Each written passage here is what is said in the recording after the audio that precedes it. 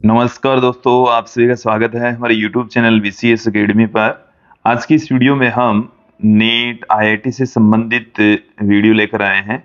इस वीडियो में हम कक्षा 11 का चैप्टर है तरंगें। इससे रिलेटेड कुछ महत्वपूर्ण क्वेश्चन आंसर यहाँ पर देखने वाले हैं, समझने वाले हैं। विद्यार्थियों, यदि आप हमारे YouTube चैनल पर नए हैं तो चैनल को सब्सक्राइब कर लीजिए, साथ में बेल आइकन भी दबा दीजिए ताकि आपको आगे की वीडियोज की नोटिफिकेशन मिलती रहे। अब मैं इस वीडियो को स्टार्ट करता हूं। पहला क्वेश्चन लेता हूं कि निम्न में से कौन सी तरंगें सोनोग्राफी में प्रयुक्त होती है। तो देखिए, सोनोग्राफी में प्रासर्वीय तरंगों का प्रयोग किया जाता है। ऑप्शन सी यहां पर सही होने वाला है। नेक्स्ट क्वेश्चन देखिए कि निम्न में से कौन सी तरंगें निर्वात में गति नहीं करती है। तो देखिए, जो अक्स तरंगें हैं, प्रकाश तरंगें हैं, रेडियो तरंगें हैं, ये सब निर्वात में गमन करती है। हमें ये पूछा कौन सी नहीं करती, तो भूकंपीय तरंगें निर्वात में गमन नहीं करती। ऑप्शन ए यहां पर सही होने वाला है। नेक्स्ट क्वेश्चन की ओर बढ़ते हैं। किसी कंपन करते हुए क्वार्ट्ज क्रिस्टल द्वारा उत्पन्न प्रासर्वीय तरंगें होती है। जो क्वार्ट्ज क्रिस्टल है, वो जो प्रासर्वीय तरंगें उत्पन्न करता है, वो केवल और केवल अनुदैर्घ्य प्रकृति की होती है। उनकी प्रकृति कैसी होगी? अनुदैर्घ्य प्रकृति उनकी होती है। नेक्स्ट क्वेश्चन की ओर बढ़ते हैं कि ध्वनि तरंगें किसमें तीव्रतम गति करती है। तो देखिए, ध्वनि का वेग यदि मैं बात करूं गैसों में तो वो सबसे कम होता है, फिर द्रव में उससे ज्यादा होता है और ठोसों में सबसे ज्यादा होता है। तो हमारे को ये पूछा है कि सबसे ज्यादा किस में होता है, तो ठोसों में सबसे ज्यादा होता है। ऑप्शन ए यहां पर सही होने वाला है। नेक्स्ट क्वेश्चन देखिए कि किसी अनुप्रस्थ तरंग में शामिल होते हैं। अनुप्रस्थ तरंग में श्रृंग और गर्त दोनों ही शामिल होते हैं। देखिए, किसी अनुप्रस्थ तरंग को हम किस तरीके से निर्मित कर सकते हैं। देखिए,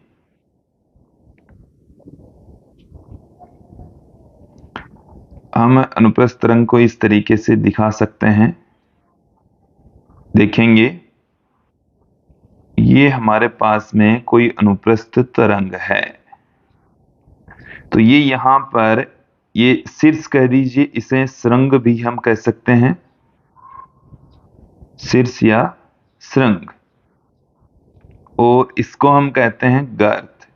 तो जो अनुप्रस्थ तरंग होती है वो शीर्ष और गर्त दोनों से मिलकर बनती है। ऑप्शन सी यहां पर सही होने वाला है। नेक्स्ट क्वेश्चन देखिए कि ध्वनि तरंग संपीड़न और विलयनों के रूप में वायु स्तंभ से गुजर रही है, तो क्रमागत संपीड़न और विलयनों के मध्य घनत्व नियत रहता है, तो ये गलत है। फिर देखिए कि बोयल के नियम का पालन होता है, ये भी गलत है। फिर कि वायु का आयतन प्रत्यास्थता गुणांक दोलन करता है, ये भी गलत है। फिर अंतिम देखिए कि उष्मा का स्थानांतरण नहीं होता है, और उष्मा का स्थानांतरण नहीं होता है इसका मतलब डेल्टा क्यू इक्वल टू 0, और डेल्टा क्यू इक्वल टू 0 रुद्धोष्म प्रक्रम में होता है। और हम ये जानते हैं कि जो ध्वनि तरंगें संचरित होती है वो रुद्धोष्म प्रक्रम में ही संचरित होती है, अर्थात क्यों है वो नियत रहती है, उष्मा नियत रहेगी, उष्मा में परिवर्तन 0 होगा, उष्मा का स्थानांतरण नहीं होगा। तो ऑप्शन डी यहां पर सही होने वाला है।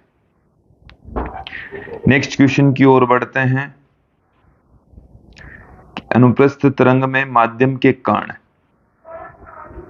संचरण की दिशा के लंबवत दिशा में कंपन करते हैं, बिल्कुल सही बात है।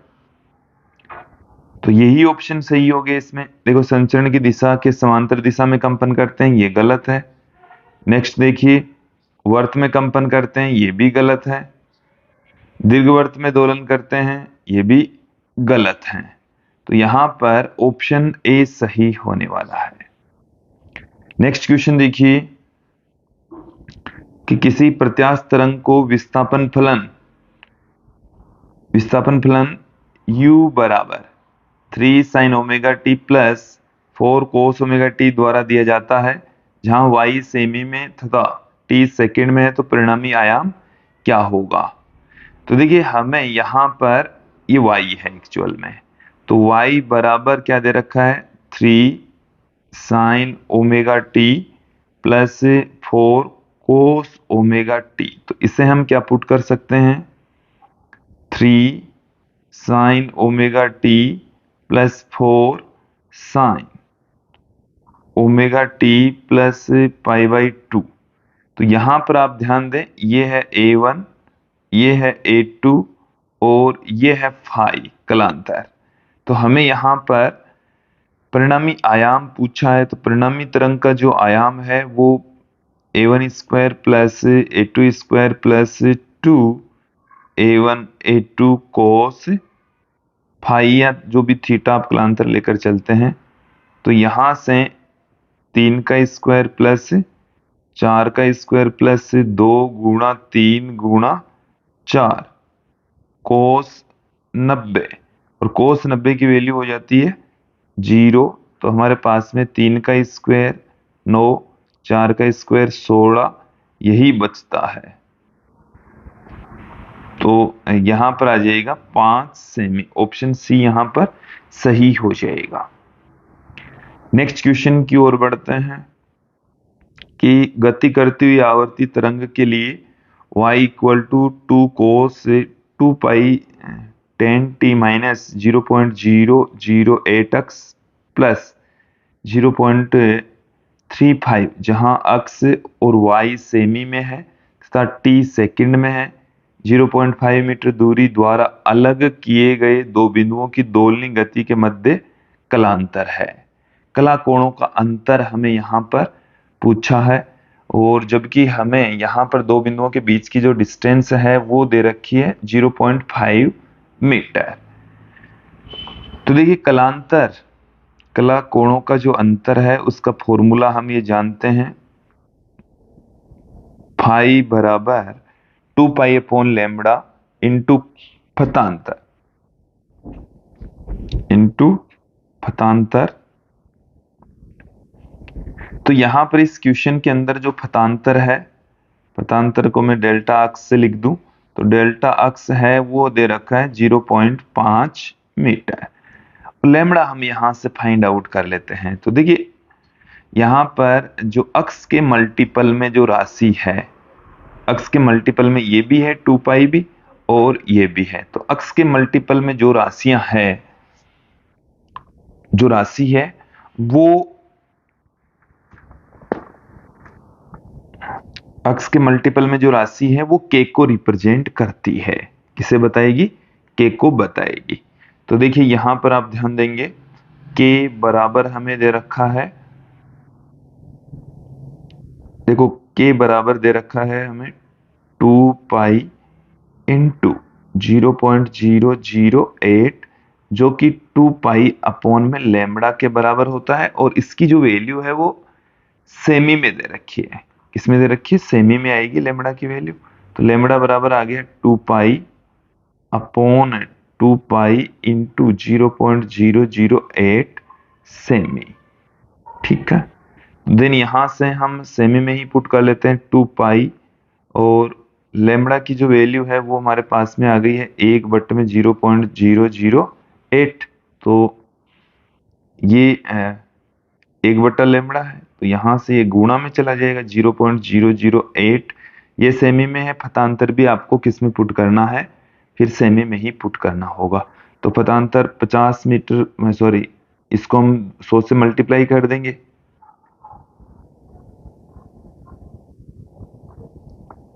तो 0.5 मीटर का मतलब हो गया 50 सेमी। 50 सेमी, 50 से इसको मल्टीप्लाई कर देते हैं, तो ये आ गया हमारे पास में 100 पाई इंटू 0.008, और इसे हम लिख सकते हैं 0.8 पाई, ये रेडियन में आ जाएगा। तो ऑप्शन डी यहां पर सही हो जाएगा। नेक्स्ट क्वेश्चन देखिए कि प्रश्न संख्या 9 में लैम्बडा बाई 2 दूरी द्वारा अलग किए गए दो बिंदुओं की दोलनी गति के मध्य कलांतर है। अब की बार हमें जो डिस्टेंस है डेल्टा अक्स है ये लैम्बडा बाई 2 दे रखी है और हम क्या जानते हैं कलांतर बराबर हम जानते हैं 2 pi upon lambda into delta x. तो यहां से 2 pi upon lambda into lambda by 2। तो यहां पर लैम्बडा से लैम्बडा कैंसिल, 2 से 2 कैंसिल, पाई रह जाएगा। तो ऑप्शन बी यहां पर सही हो जाएगा। नेक्स्ट क्वेश्चन की ओर बढ़ते हैं। किसी दिए गए क्षण पर ज्यावक्रीय तरंग को चित्र में दर्शाया गया है, निम्न में से कौन से बिंदु समान कला में है। यहां पर क्या आएगा, समान कला में। तो यहां पर ध्यान देंगे कि ये बिंदु है वो ऊपर जा रहा है, इस बिंदु के अकॉर्डिंग ये नीचे, ये ऊपर, ये यहां पर। तो आप यहां पर देखेंगे सी और ई दोनों एक समान कला में है, तो ऑप्शन डी यहां पर सही हो जाएगा। नेक्स्ट क्वेश्चन देखिए कि निम्न में से कौन सा कथन किसी समतल परगामी यांत्रिक तरंग के संचरण के दौरान गलत है। इनमें से गलत कौन सा है। तो देखिए पहला ऑप्शन क्या है, सभी कण समान कला में कंपन करते हैं। तो देखिए ये गलत है क्योंकि सभी कण समान कला में कंपन नहीं करते। तो गलत स्टेटमेंट हमें पूछा है, तो ऑप्शन ए ही यहां पर सही हो जाएगा। और भी ऑप्शन देख लेते हैं कि सभी कणों का आयाम बराबर होता है, बिल्कुल सही बात है। माध्यम के कण सरल आवर्त गति करते हैं, ये भी सही है। तरंग वेग माध्यम की प्रकृति पर डिपेंड करता है, ये भी सही है। हमें गलत पूछा था, तो देखिए ये तीनों जो स्टेटमेंट है वो सही है, ये गलत है और गलत ही पूछा है, तो ऑप्शन ए यहां पर सही हो जाएगा। नेक्स्ट क्वेश्चन देखिए कि सरल आवर्ती तरंग को समीकरण इस प्रकार है, y equal to 5 sine pi by 2 100 t minus x. जहां अक्स और y मीटर में है तो समय सेकंड में होगा।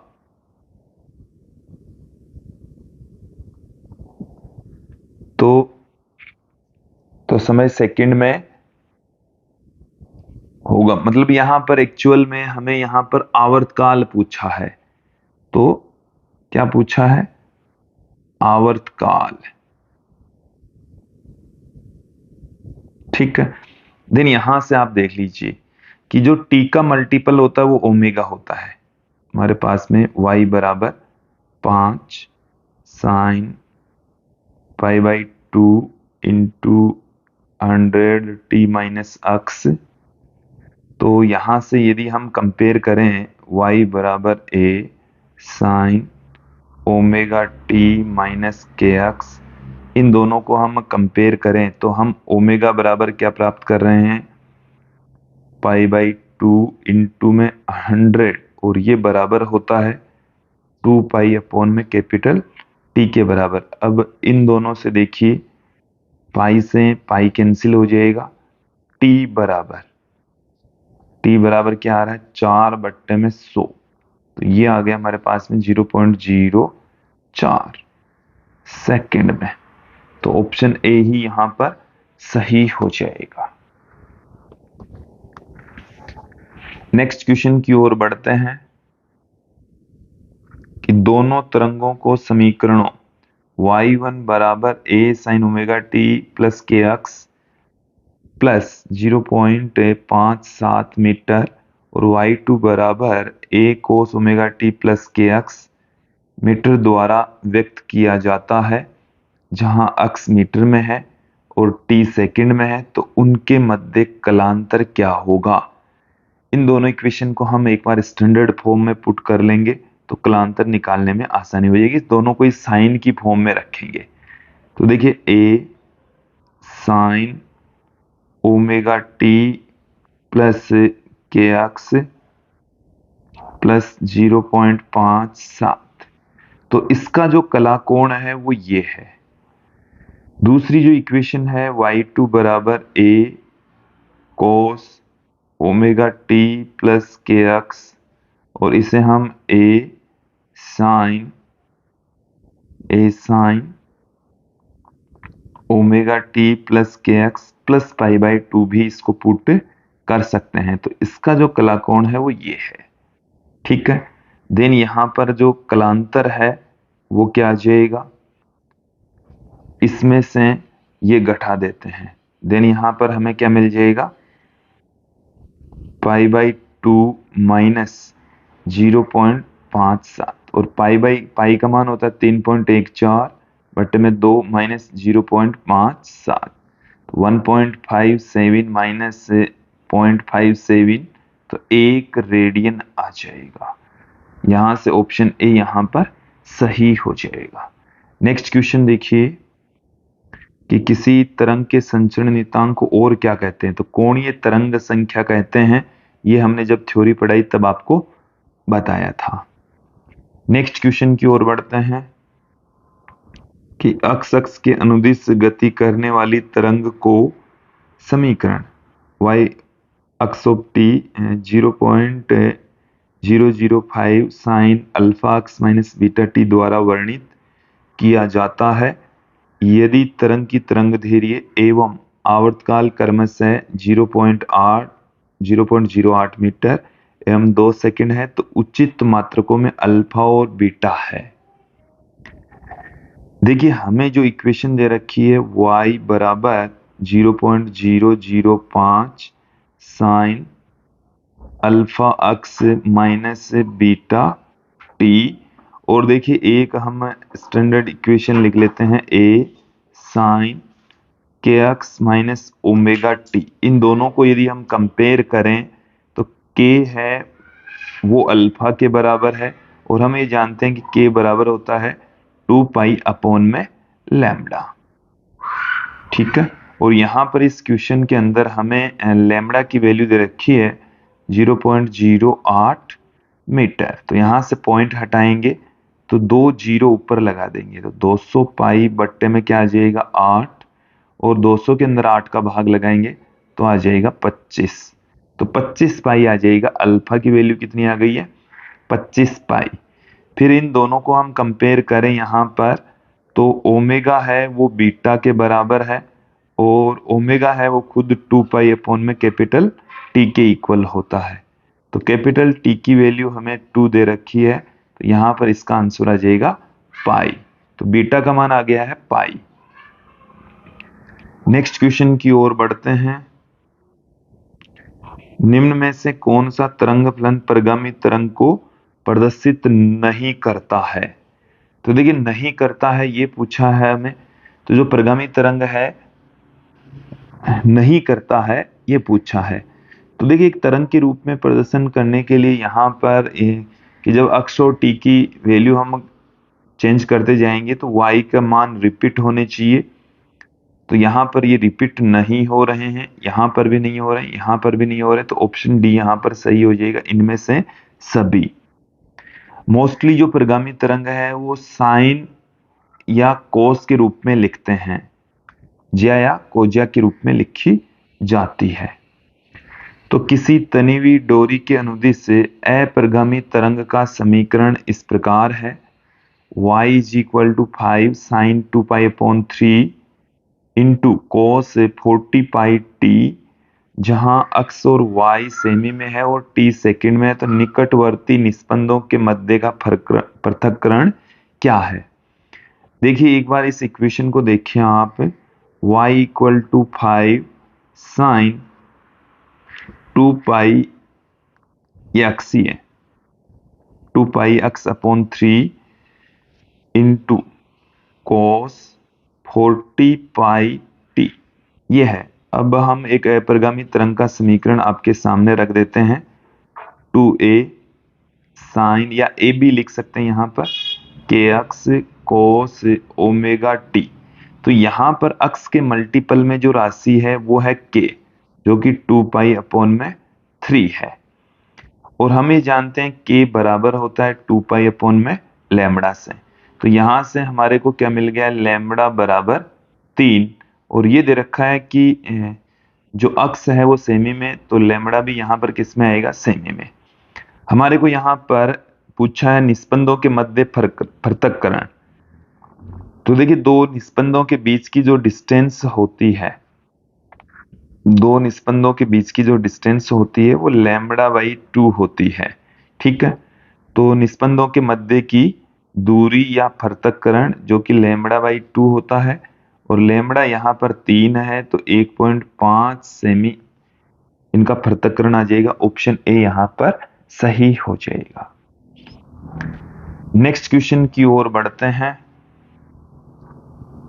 कलांतर 120 डिग्री से समान आयाम 10 मिलीमीटर की दो समरूप ज्यावक्रीय तरंगें किसी डोरी में समान दिशा में गति कर रही है, तो परिणामी तरंग का आयाम क्या होगा। देखिए यहाँ पर दो तरंगें हैं, एक का आयाम है 10 मिलीमीटर, दूसरी तरंग का आयाम है 10 मिलीमीटर। देखिए दोनों तरंगों के मध्य का जो कलांतर है वो हमें 120 डिग्री यहाँ पर दे रखा है। तो परिणामी तरंग का आयाम हमें पूछा है, तो परिणामी तरंग के आयाम को आप r से पुट कर दीजिए, जो कि क्या होगा a1 square plus a2 square plus 2a1 a2 cos phi का रूट। सबकी वैल्यू पुट कर देते हैं, 10 का स्क्वायर प्लस 10 का square plus 2 into 10 into 10 cos 120, इसका मान होता है माइनस में 1/2। तो हमें क्या मिल जाएगा यहां से, देखिए 100 प्लस में 100, यहां से माइनस में 2 से 2 कट जाएगा, माइनस में 100 मिल जाएगा। तो यहां से ये भी कट जाएंगे, तो 100 का अंडर हो जाएगा 10। तो 10 मिलीमीटर परिणामी तरंग का आयाम होगा। ऑप्शन बी यहां पर सही होने वाला है। नेक्स्ट क्वेश्चन देखिए कि एक छात्र पी दाब पी से किसी गैस में ध्वनि के वेग परिवर्तन को व्यक्त करने वाले निम्न 4 ग्राफों को आरेखित करता है, तो इनमें से कौन सा सही है। वैसे तो मैं आपको बता दूं कि ध्वनि तरंग का जो वेग का फॉर्मूला होता है v बराबर होता है गामा p अपॉन में रो का रूट। तो यहां से स्पष्ट हो रहा है कि जो दाब है उसके वर्गमूल के समानुपाती होता है। लेकिन जब हम इसी फॉर्मूले को चेंज कर दें तो गामा आर टी अपॉन में कैपिटल एम के द्वारा हम इसको पुट कर सकते हैं। तो जब तक ताप परिवर्तित नहीं होता तब तक वेग भी परिवर्तित नहीं होगा, चाहे आप दाब को कितना भी चेंज क्यों ना कर दें। तो दाब के परिवर्तन से वेग में परिवर्तन नहीं होगा, ताप के परिवर्तन से होगा। तो ऑप्शन डी यहां पर सही हो जाएगा। नेक्स्ट क्वेश्चन की ओर बढ़ते हैं। अगला जो क्वेश्चन है उसमें हमें देखिए क्या दे रखा है कि तरंग का समीकरण इस प्रकार है, y equal to 10 sine 2 pi upon 45 t plus alpha यदि विस्थापन t बराबर 0 पर 5 सेमी है। t बराबर 0 पर विस्थापन 5 सेमी है, तो t बराबर 7.5 सेकेंड पर कुल कला होगी। अब की बार यहाँ पर हमारे को कला पूछी है, तो देखिए पहली इस कंडीशन से हम अल्फा की वैल्यू फाइंड आउट कर लेंगे। तो t बराबर आप कितना रखते हैं 0 पर y इक्वल टू कितना है 5 सेमी है, तो यहां से क्या आ जाएगा y बराबर 10 साइन 2 पाई अपॉन 45 इंटू इस t। चलिए एक बार हम ऐसे वैल्यू रख देते हैं। अब मैं y का मान तो कितना रख दूं 5 बराबर 10 साइन यहां से 2 पाई अपॉन 45, जब हम t की वैल्यू 0 रख देते हैं, तो देखिए t की वैल्यू 0 रख देंगे तो यहां से ये हमारे पास में आ गया 5/10 बराबर साइन अल्फा, और 5/10 का मतलब हो गया 1/2। तो अल्फा बराबर आ गया है 30 डिग्री, मतलब π/6। अब हमें यहां पर पूछा है कि 0 t बराबर 7.5 सेकेंड पर कला।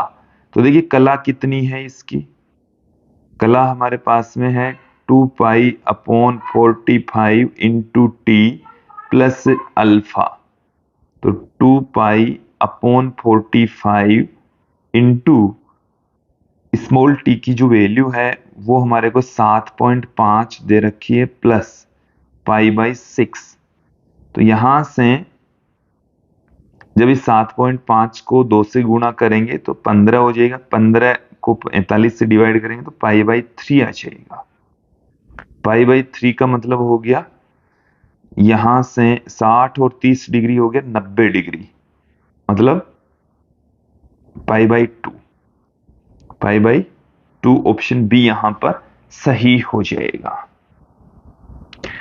नेक्स्ट क्वेश्चन की ओर बढ़ते हैं। देखिए अगले क्वेश्चन में हमें क्या दे रखा है कि कोई पिंड माध्य ए में, कोई पिंड माध्य ए में 100 मिलीमीटर लंबी तथा माध्यम बी में 0.25 मीटर लंबी तरंगे भेजता है। यदि माध्यम ए में तरंगों का वेग 80 सेमी पर सेकंड है तो माध्यम बी में तरंगों का वेग क्या होगा। चलिए यहां पर देख लेते हैं क्या क्या दे रखा है। ए में जो तरंग दैर्घ्य है वो हमें दे रखी है 100 मिलीमीटर की। कितनी दे रखी है? 100 मिलीमीटर की। और बी में जो तरंग दैर्घ्य है वो हमें दे रखी है 0.25 मीटर। इसको हम मिलीमीटर में कन्वर्ट करने के लिए 1000 से गुणा कर देते हैं। तो देखिए 1000 से गुणा करेंगे तो ये 250 मिलीमीटर हमें प्राप्त हो जाएगा। अब मैं आपको बता दूं कि जब तरंग एक माध्यम से दूसरे माध्यम में जाती है तो उनकी आवृत्ति में कोई फर्क नहीं पड़ता, जबकि वेग चेंज हो जाता है, तरंग दैर्घ्य चेंज हो जाती है। तो आवर्ती n बराबर हो गया v बट्टे में लैम्बडा, और पहले माध्यम में va बट्टे में लैम्बडा a बराबर हो जाएगा vb बट्टे में लैम्बडा b। हमें यहाँ पर दूसरे माध्यम में तरंग का वेग पूछा है, पहले माध्यम में 80 सेमी पर सेकंड दे रखा है। ठीक है, तो पहले माध्यम में va बराबर हमें कितना दे रखा है 0.80 मीटर प्रति सेकंड। सेमी को मैंने मीटर में कन्वर्ट कर दिया है क्योंकि आंसर मीटर प्रति सेकंड में हमें दे रखा है। तो vb बराबर मैं क्या पुट कर दूं lambda b upon lambda a into में va, क्योंकि लैम्बडा a और लैम्बडा b दोनों ही मिलीमीटर की फॉर्म में लेनी है, दोनों सेम मात्रक में लेनी है ताकि वो कट जाए। तो लैम्बडा b की वैल्यू कितनी है 250, va का मान कितना है 0.80 और लैम्बडा a की वैल्यू है हमारे पास में 100। तो यहां से 0 से 1 0 कैंसिल हो गया, 2.5 गुणा में 0.8, तो 25 को 8 से गुणा करेंगे 200, और 200 में 2 संख्या पहले पॉइंट पुट कर देंगे तो 2.00 मीटर प्रति सेकंड। ऑप्शन बी यहां पर सही हो जाएगा। नेक्स्ट क्वेश्चन की ओर बढ़ते हैं कि किसी तरंग के संचरण की आवृत्ति न्यू, तरंग दैर्घ्य लैम्बडा और वेग v के बीच में क्या संबंध होता है। तो मैं आपको बता दूं कि v बराबर होता है न्यू लैम्बडा, या आवृत्ति को n से लिखते हैं तो n lambda. Clear. Next question देखिए कि निर्वात में ध्वनि का वेग होता है, निर्वात में ध्वनि तरंगे संचरित ही नहीं होती। तो ऑप्शन ए ही यहां पर सही हो जाएगा, उनका वेग 0 होगा। नेक्स्ट क्वेश्चन देखें कि किसी परगामी तरंग का समीकरण y equal to 5 sin 100 pi t minus 0.4 pi x है, जहां y और x मीटर में है, t सेकंड में है। अब देखेंगे तो तरंग का आयाम कितना है, तरंग का आयाम कितना है। तो तरंग का आयाम यहां पर सीधा सीधा ही दिख रहा है कि भाई 5 मीटर है। तो ऑप्शन ए यहां मतलब 1 नंबर का जो स्टेटमेंट है वो बिल्कुल सही है। तरंग दैर्घ्य देख लेते हैं। देखो अक्स के मल्टीपल में जो राशि है वो है k, और k बराबर होता है 2 पाई अपॉन में लैम्बडा, और ये हमें दे रखी है 0.4 पाई। तो यहां से लेमड़ा बराबर कितना आ जाएगा, 2 पाई अपॉन 0.4 पाई। तो पॉइंट हटाएंगे तो 20 हो गया, 20/4, ये हो गया 5। तो ये 5 मीटर आ गया। तो ये ऑप्शन में स्टेटमेंट भी सही है। फिर हमें दे रखी है आवर्ती, तरंग की आवर्ती क्या है। तो तरंग की आवर्ती जो टी का मल्टीपल है, आप यहाँ पर जो टी का मल्टीपल देख रहे हैं वो होता है ओमेगा, और ओमेगा बराबर हमें दे रखा है 100 पाई। और हम ये जानते हैं कि ओमेगा बराबर होता है 2 पाई एन। ठीक है, देन यहां से एन बराबर कितना आ जाएगा, 100 पाई/2 पाई। तो ये आ गया 50 हर्ट्स। कितना आ गया, 50 हर्ट्स। ऑप्शन ये जो तीसरा स्टेटमेंट है वो भी सही है। तरंग का वेग v बराबर होता है एन लेमड़ा, एन का मान 50, लेमड़ा का मान 5, तो ये भी 250 मीटर प्रति सेकंड सही है। तो यहाँ पर जो चौथा ऑप्शन देखो, ये जो ऑप्शन है वो थोड़ा सा, ये वाला जो ऑप्शन है ये रिपीट हो गए हैं। यहाँ पर उपरोक्त सभी सभी स्टेटमेंट सही है। क्या आएगा, सभी स्टेटमेंट क्या है, सही है। कौन सा कथन सही है, तो सभी सही है। नेक्स्ट क्वेश्चन देखें कि एक पत्थर को इंच ऊंची मीनार की चोटी से किसी तालाब में छोड़ा जाता है।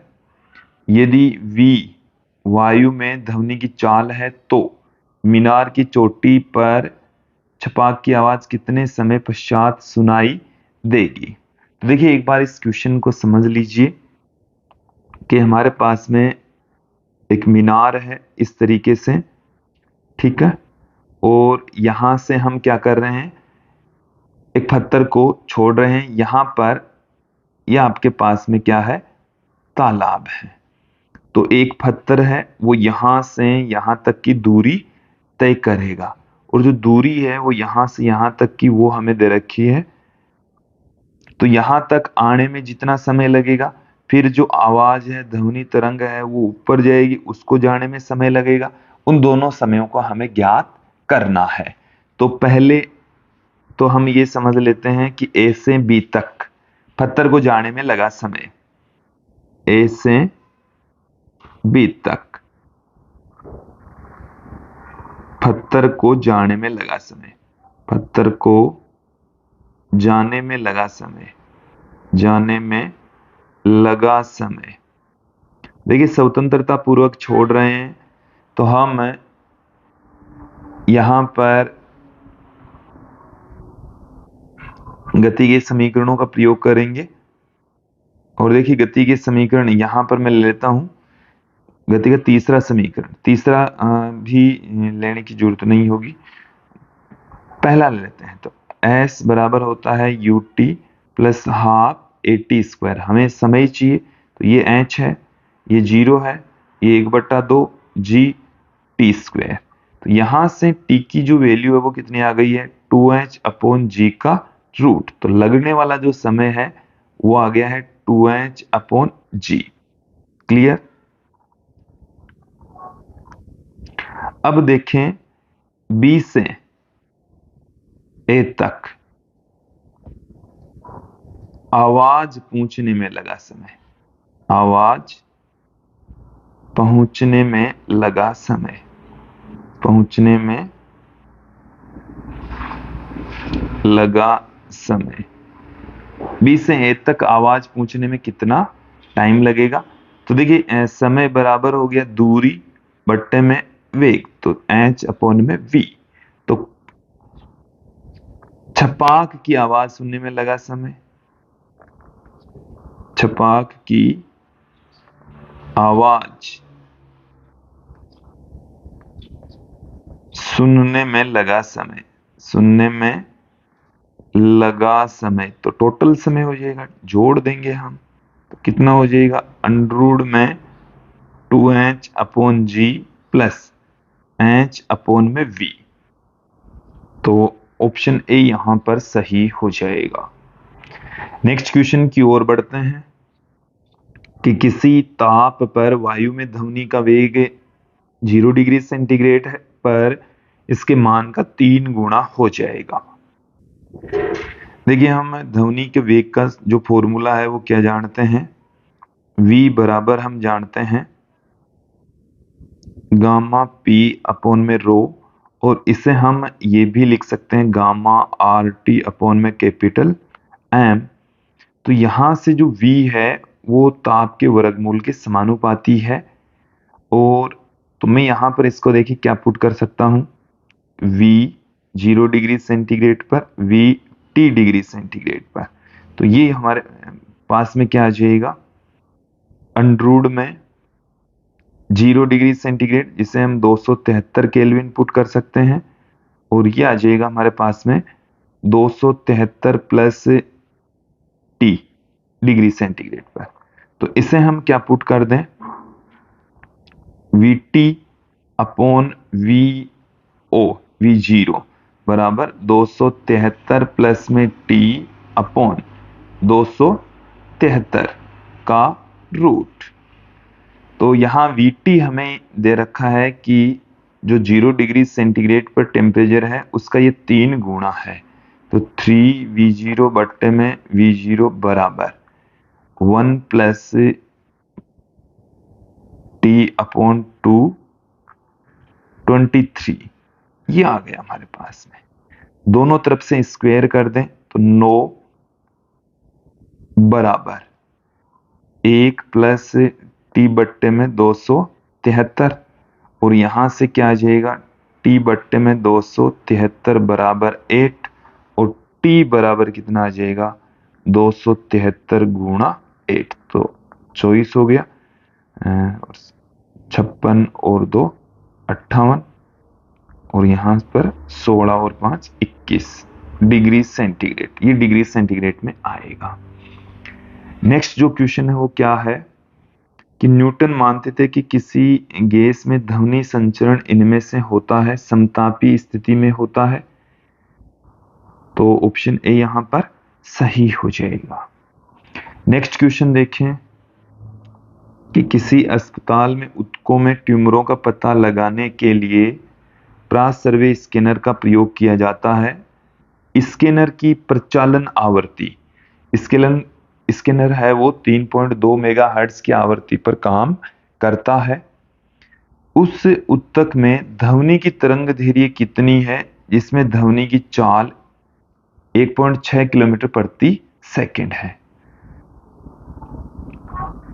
देखिए मैं आपको बता दूं कि जो प्रासर्वे तरंगे हैं वो इतनी आवृत्ति वाली तरंगे छोड़ती है, और जब ये तरंगे ऊतक में प्रवेश करती है तो उनकी आवृत्ति भी वही रहती है, आवृत्ति में कोई फर्क नहीं पड़ता। तो 3.2 मेगाहर्ट्ज जिसे हम 3.2 गुणा 10 की घात 6 हर्ट्ज भी पुट कर सकते हैं।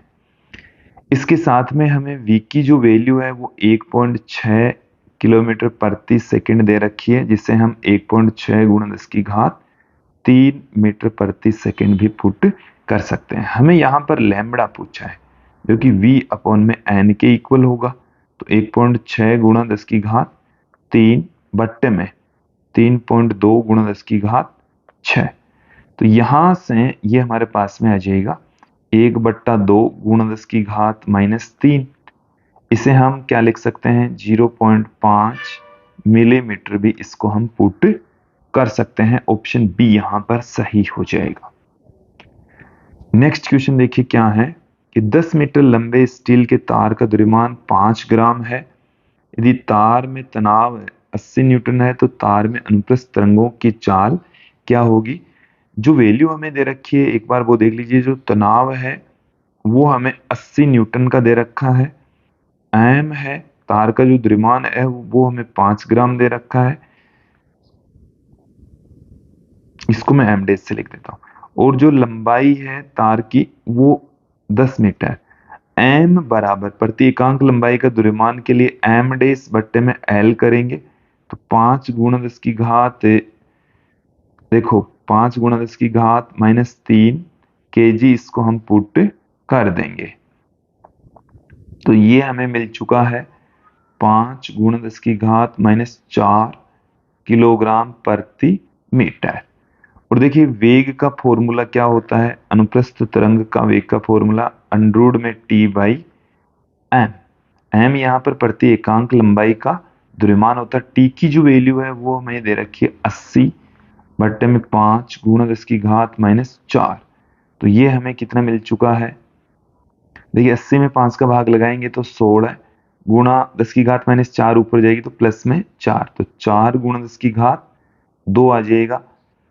तो इसे हम लिख सकते हैं 400 मीटर प्रति सेकंड। ऑप्शन सी यहां पर सही होने वाला है। नेक्स्ट क्वेश्चन की ओर बढ़ते हैं। देखिए क्या है कि दोनों सिरों पर कसी हुई डोरी का अनुप्रस्थ विस्थापन y equal to 0.06 sine 2 pi x upon 3 cos 2 pi t है, जहां अक्स और y मीटर में है तथा t सेकंड में है। डोरी की लंबाई 1.5 मीटर, इसका द्रव्यमान 3 गुणा 10 की घात -2 किलोग्राम। तो डोरी में तनाव क्या होगा। तो देखिए डोरी का जो तनाव है V बराबर हम जानते हैं कि अंडर में capital T by small m, जो कि प्रति एकांक लंबाई का द्रव्यमान होता है। यहां पर V हमें निकालना होगा, तब हम T का मान फाइंड आउट कर पाएंगे। तो देखिए V की वैल्यू हम निकाल लेते हैं। V बराबर होता है n लैम्बडा। n यहां पर देखिए क्या है कि ओमेगा, ये वाली जो वैल्यू है वो ओमेगा है, तो ओमेगा बराबर होता है 2 पाई n, 2 पाई n। तो 2 पाई n की जो वैल्यू है वो हमें 120 पाई दे रखी है, तो n बराबर आगे 2 पाई का भाग लगा देंगे। तो यहां से n बराबर कितना निकलेगा, 60 हर्ट्ज निकलेगा। तो n का मान तो हो गया 60। अब यहां से हम ये वैल्यू देखिए कि 2 पाई अपॉन 3 अक्स, तो ये जो वैल्यू है वो k को रिप्रेजेंट करती है, जो कि 2 पाई अपॉन लैम्बडा के बराबर होता है। तो यहां से लैम्बडा बराबर आ गया है 3, तो ये 3 आ जाएगा हमारे पास में। तो v की वैल्यू आ गई है 180 मीटर प्रति सेकेंड। तो स्क्वायर कर दीजिए, v स्क्वायर बराबर t by small m। Small m है कुल द्रव्यमान, तो कुल द्रव्यमान कितना है 3 गुणा 10 की घात -2 बट्टे में लंबाई 1.5। तो स्मॉल m की वैल्यू आ गई है 2 गुणा 10 की घात -2 किलोग्राम प्रति मीटर। तो t बराबर आ गया है m into V square. m की जो वैल्यू है वो 2 गुणा 10 की घात -2, v का जो मान है वो है 180। तो यहां से हम 10 की घात -2 तो यहां से कट ही जाएगी। 18 को 18 से गुणा करेंगे 324, 324 को 2 से गुणा करेंगे 648 हो जाएगा, 648 न्यूटन। ऑप्शन बी यहां पर सही होने वाला है। नेक्स्ट क्वेश्चन देखें कि न्यूटन के सूत्र के अनुसार एसटीपी पर वायु में ध्वनि का जो वेग है वो कितना है। वो वैसे मैंने आपको पहले ही क्लियर कर दिया था। ध्वनि का जो वेग है न्यूटन के द्वारा जो दिया गया था वो अंडर में p अपॉन में रो था। तो अंडर में p है वायुमंडलीय दाब 1.013 इंटू 10⁵, और रो की जो वैल्यू हमें दे रखी है वो 1.29। ये हमें क्या है 29 किलोग्राम लेने पर 1 मोल का दे रखा है। तो देखो घनत्व बराबर क्या आ जाएगा, 1 मोल का द्रव्यमान। तो 1 मोल का द्रव्यमान होता है, दे रखा है क्वेश्चन में 29 गुणा 10 की घात -3, और 1 मोल का जो आयतन है वो 22.4 लीटर होता है। ठीक है। देन यहां से रो की वैल्यू है वो 1.29 किलोग्राम प्रति मीटर क्यूब प्राप्त होगी। वैसे हमने पहले ही कैलकुलेट कर चुके हैं, और यहां से जब आप कैलकुलेट करोगे तो 280 मीटर प्रति सेकंड हमें प्राप्त होने वाला है। ऑप्शन डी यहां पर सही होने वाला है। नेक्स्ट क्वेश्चन की ओर बढ़ते हैं कि एक परिगामी तरंग को y equal to 5 sine 100 pi t minus 2 pi x द्वारा व्यक्त किया जाता है, जहां x और y मीटर में है तथा t सेकंड में है, तो कण का वेग अधिकतम होगा। कण का जो अधिकतम वेग होता है v मैक्सिमम बराबर होता है a ओमेगा। a यहां पर हमें 5 दे रखा है, ओमेगा यहां पर 100 पाई दे रखा है। देन यहां से क्या आ जाएगा, 500 पाई आ जाएगा। 500 पाई मीटर प्रति सेकंड। ऑप्शन डी यहां पर सही होने वाला है। नेक्स्ट क्वेश्चन की ओर बढ़ते हैं कि यदि Vrms किसी गैस में अणुओं का वर्ग माध्यम मूल वेग तथा v ध्वनि का वेग है, तो Vrms अपॉन v कितना होगा। चलिए थोड़ा सा त्रुटि से साइड में लिखा गया है, Vrms अपॉन v हमें पूछा है। तो देखिए Vrms क्या होता है विद्यार्थियों, Vrms बराबर हम पुट कर सकते हैं 3RT अपॉन कैपिटल M, और V बराबर होता है gamma RT upon capital M। तो ये आ जाएगा हमारे पास में √3 अपॉन गामा। ऑप्शन ए ही यहां पर सही हो जाएगा। नेक्स्ट क्वेश्चन देखें, किसी तनी हुई डोरी में अनुप्रस्थ तरंग की चाल होती है। किसी तनी हुई डोरी में अनुप्रस्थ तरंग की जो चाल है वो अंडरवुड में t बाई स्मॉल m के इक्वल होती है। यहाँ जो स्मॉल m है प्रति एकांक लंबाई का द्रव्यमान होता है। तो v है वो तनाव के वर्गमूल के समानुपाती होती है, अनुक्रमानुपाती होती है। ऑप्शन बी यहां पर सही हो जाएगा। नेक्स्ट क्वेश्चन की ओर बढ़ते हैं कि किसी वाद्य यंत्र में डोरी को छेड़ने पर ध्वनि तरंगे उत्पन्न होती है। तो देखिए जो ध्वनि तरंगे उत्पन्न होती है, डोरी में तरंग की आवृत्ति उत्पन्न ध्वनि की आवृत्ति के बराबर होती है। आवृत्ति में कोई फर्क नहीं आएगा, ये हम कब से कह रहे हैं और इसको आप दिमाग में भी बिठा लीजिए। वेग चेंज हो जाता है, तरंग धैर्य चेंज हो जाती है, बट आवृत्ति सेम रहती है। नेक्स्ट क्वेश्चन की ओर बढ़ते हैं कि किसी द्रव में ध्वनि तरंगों की चाल होती है। किसी द्रव में ध्वनि तरंगों की जो चाल है v बराबर होता है, देखिए हमने आपको क्लियर किया था कि प्रत्यास्थता गुणांक बट्टे में रो, ये फॉर्मूला है। और जब हम यहाँ पर द्रव की बात करें तो यहाँ पर आयतन प्रत्यास्थता गुणांक आ जाएगा। तो यहाँ से हम क्या पुट कर सकते हैं कि जो v है वो आयतन प्रत्यास्थता गुणांक के वर्गमूल के व्युत्क्रमानुपाती, वर्गमूल के समानुपाती होता है। तो माध्यम के आयतन प्रत्यास्थता गुणांक, ये भी गलत है, ये ऑप्शन सही है, आयतन प्रत्यास्थता गुणांक के वर्गमूल के अनुक्रमानुपाती होता है। ऑप्शन ए यहां पर सही होने वाला है। नेक्स्ट क्वेश्चन की ओर बढ़ते हैं कि चित्र में किसी डोरी पर ज्यावक्रीय तरंग को दर्शाया गया है। यदि तरंग की आवृत्ति 150 हर्ट्ज है तो दी गई तरंग का वेग क्या होगा। आवृत्ति हमें दे रखी है, तो v बराबर होता है n लैम्बडा। n का मान हमें 150 दे रखा है, लैम्बडा यहां से फाइंड आउट करना है। तो यहां से यहां तक का देखो, ये यहां से हमें 5 लूप दे रखे हैं। तो 5/2 लैम्बडा बराबर हमें 20 सेमी दे रखा है। तो यहां से लैम्बडा बराबर कितना आ जाएगा, 20 गुणा 2/5 सेमी, 8 सेमी। तो 8 सेमी को हम क्या पुट कर दें, 0.08। तो यहां से 8 15 को 8 से गुणा करेंगे 120, 120 एक जीरो और लगा देते हैं, दो संख्या पहले पॉइंट पुट कर देते हैं।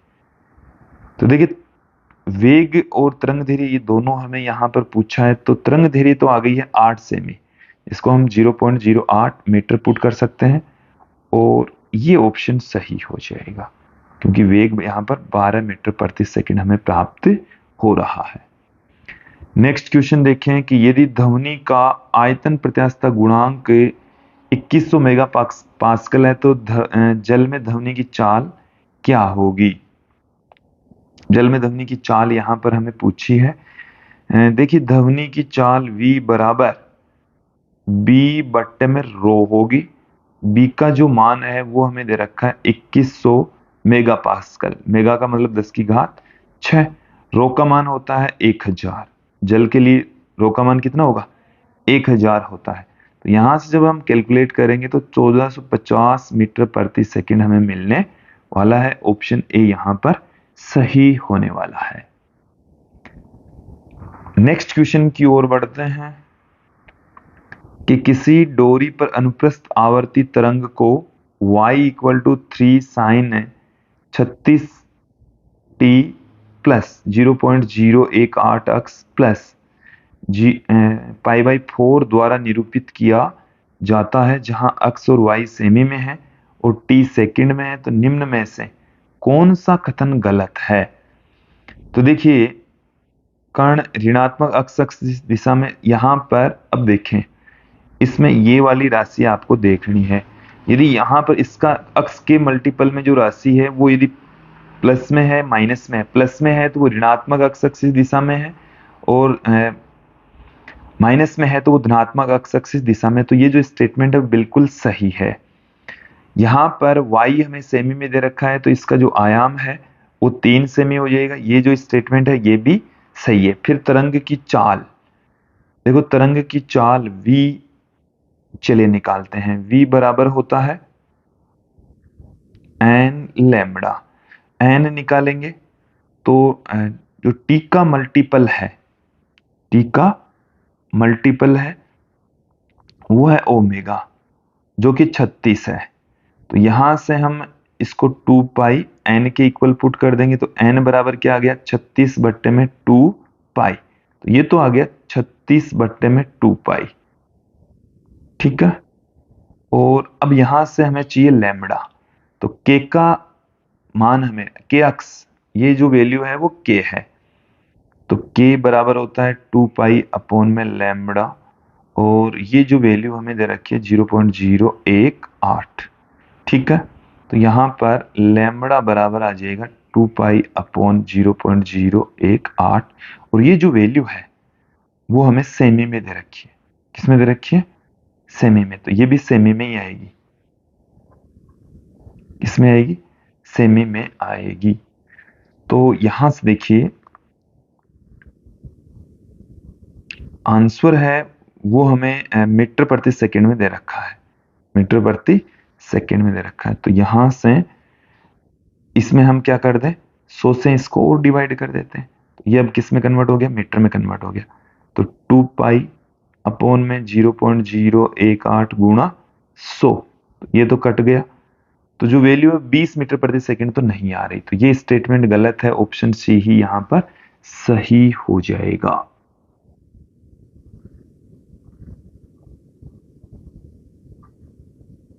चलिए एक बार थोड़ा सा और कहीं त्रुटि लग रही है मुझे कि ओमेगा की वैल्यू हमने सही निकाली है।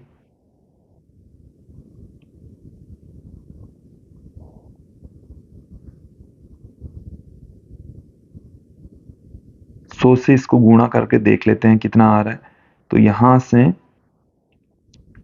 20 ही आ रहा है। कितना आ रहा है?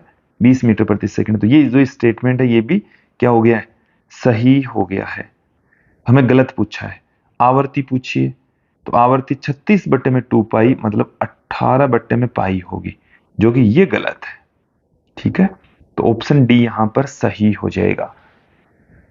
तो विद्यार्थियों ये था आज का हमारा वीडियो जिसमें हमने तरंग से संबंधित कुछ महत्वपूर्ण क्वेश्चन आंसर यहाँ पर देखे, समझे और मुझे उम्मीद है आप लोगों को ये जो क्वेश्चन आंसर है वो अच्छे से समझ में आ गए होंगे। नेक्स्ट वीडियो में हम फिर मिलेंगे जिसमें हम इसके आगे के कुछ क्वेश्चंस यहाँ पर सोल्व करेंगे, जानेंगे, समझेंगे। आज की इस वीडियो में इतना ही। धन्यवाद दोस्तों।